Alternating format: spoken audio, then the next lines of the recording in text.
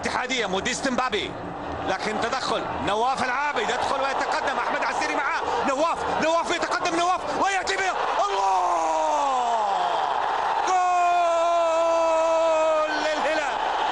هدف جميل من نواف العابد، نواف يخطف كرة من منتصف الملعب من امام موديست مبابي، ويتقدم ايضا من المدافع الاوسط في الاتحاد احمد عسيري بسرعة جدا، ويتقدم بتسديدة جميلة في المرمى الاتحادي وفي المقص الايمن لحارس المرمى فواز القري.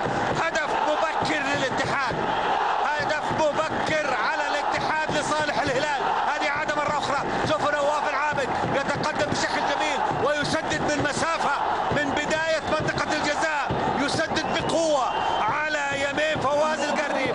هدف اول للهلال، هدف جميل جدا، هدف من نواف العابد في الدقيقة 12 من زمن شوط المباراة الأول. يعتبر هدف مبكر